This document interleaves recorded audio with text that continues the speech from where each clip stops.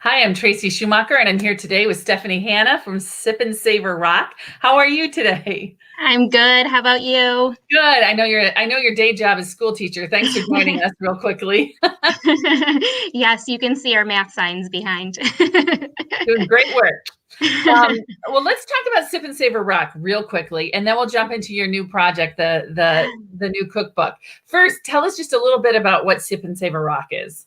So I started Sip and Savor Rochester as a way to really connect with the community and be able to showcase what happens kind of behind the scenes in the kitchens, get to know the chefs a little bit better, and really bridge that connection between consumer and restaurant or eatery and our local community. So I've added in travel and some other things, but this really stems from my childhood and my love for food and how memories are connected.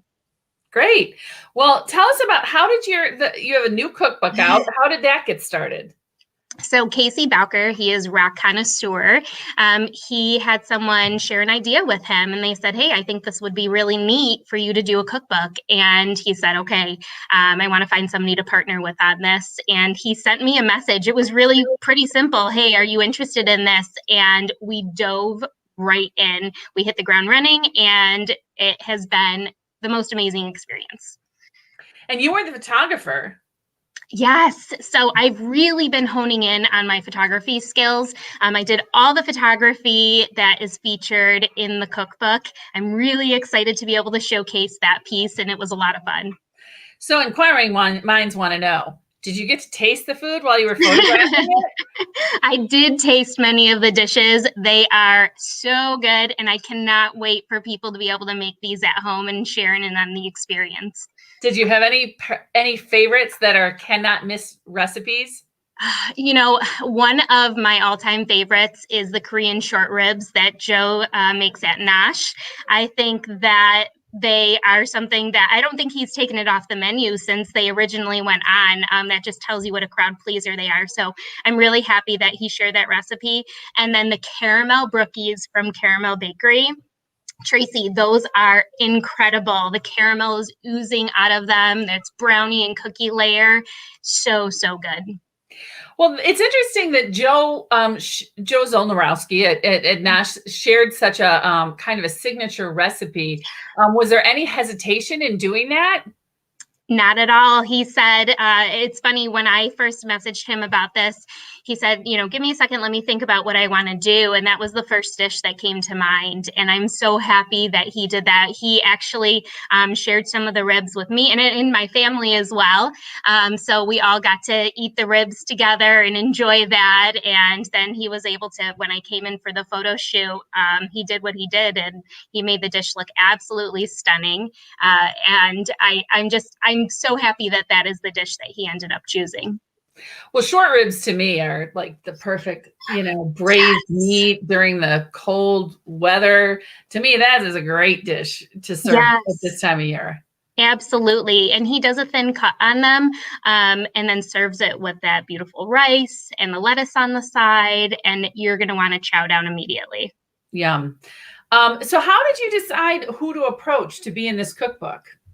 So Casey and I really thought about our connections and who are the people that we keep finding ourselves going to over and over again. What are some of those recipes that we truly love? And then we also took a look at who are some people that we want to have shine. There's so many chefs and restaurants and bartenders and eateries all around in our community, and we wish we can share everybody out at all times. So we really try to focus in on that, and there possibly could be a volume 2. So we'll be able to, work on more in the future. Okay, great. So are these recipes the kinds of things that chefs cook in a kitchen, or are they more geared toward home cooks? They both, I would say both. So a lot of the recipes are really broken down simply so that people can attack these kitchen skills they're learning in the process. There isn't anything that is overly difficult. So you can have anywhere from a beginner cook to an intermediate or advanced cook. We try to really have a range of recipes so people can experiment and try themselves and work on their own cooking skills at home. Okay. That sounds good. Are you a cook? Have you made any? I absolutely love cooking. I think it's in my blood. My family has always centered everything around food. I have not tried making any of the recipes because we've been really focused on, the photographies, all of the shoots, putting the pieces together and making this cookbook happen. But I can't wait to do it after this. Okay. So, and there's a charity component to this. Yes, Camp Good Days. So Casey and I both have close connections. I'm a special education teacher, and across the years, I've had students that have attended Camp Good Days. They're an incredibly amazing organization.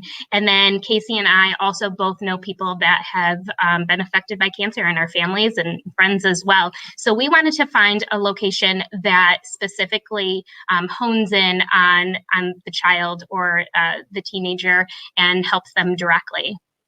Great. So let's get down to the nitty gritty. So how many recipes are in there? Is it hardcover, soft cover? What is the cookbook itself like? It's a softcover book, and the title is A Seat at the Table, and it's recipes from Rochester chefs. You'll find 15 recipes featured. So we have 14 restaurants or eateries, catering companies, and then we have one bartender recipe. So we think that there's something for everybody. You'll also find a vegan vegetarian dish. You'll have barbecue and sandwiches. We have breakfast and dinner, desserts. So we're really hitting every single component. And the bartender is doing a cocktail, I hope? Yes, it is a cocktail. We have You can never have too many cocktail recipes. We have Cheshire. So Evie from Cheshire was absolutely amazing. I loved photographing her cocktail, and I think it's one of my favorite photographs in the cookbook. Oh, great. Okay, so what is the price to order? It is, so when you go online, you can look us up on the Square site, but it is $22 if you purchase right online, or if you want delivery, we are doing that for $25, and that's within a 15-mile radius of Rochester. So both of those options are available. You'll also be able to get the cookbook at local shops and restaurants, and that will be around the 18th or 19th leading up through Christmas and beyond. And again, that price is going to be $22. Okay, so you can order where? Online, so on Square. People can look up Rochester Cookbook. The other option is if people are Instagram users, they can log on to my account, so Sip and Savor Rock, or Rock Connoisseur. That's Casey's account, and our link is right in our profile. It's also listed on Facebook. Perfect. Anything else you would like to add? I am just so excited to be able to bring this to Rochester. Casey is too, I know, and we want to give a huge shout out to Jake Whiting, who did all of our design. He's from Design FM. He was absolutely incredible to work with. We're also working with Print Rock for the printing, and Valissa Johnson. She is also the owner of the Wax Rooms. She did our editing. So Tracy, we truly kept this local. Great. Well, thank you so much for joining us. And I'm sure a lot of people will put this on their Christmas list or Hanukkah list or whatever. Yeah, exactly. It's for any time. Thanks so much.